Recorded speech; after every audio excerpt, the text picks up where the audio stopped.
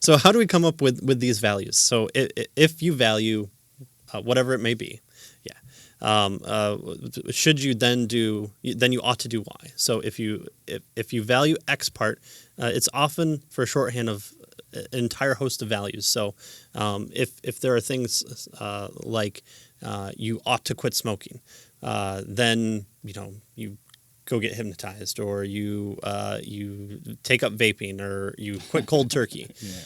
So I'm sure vaping is the best thing to take. It depends. Yeah, just do it before you die. That's the thing. So the idea here is that there's the if then type of thing, and the if part that logicians call the antecedent of the conditional. The then part is called the consequent of the conditional. So we don't want to get too technical here. Yeah. But the if then could be a load of things. If you don't want to die, if you don't want people to think bad of you, if various things, then you ought to do these types of things. Right? And it's not.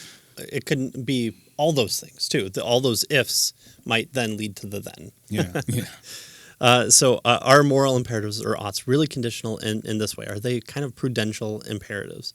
Well, what's causing someone extreme physical or emotional pain just to feel a mild sense of satisfaction? Is that good? Is that prudential?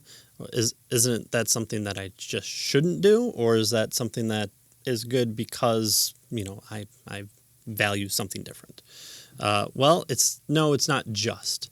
Of course, different people have different values, but they'll have some values that guide their moral behavior. It's that kind of idea within, it might be ethics too, of the donkey who is equal distance away from two water barrels and dies of thirst because the donkey doesn't have anything to choose from. Well, paralysis by analysis. In this case, death by analysis. That sometimes works for humans too.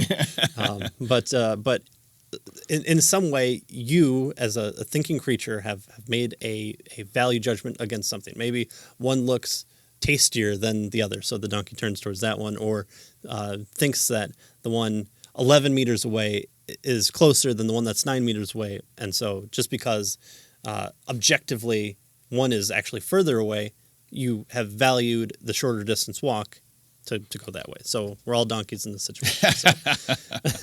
I don't want to be a donkey. The example of I ought to pay back my loan, right? You've signed your name to the bill, and you've said, I promise to pay this, and my word is my bond. Well, okay, why should I go back 30 years later?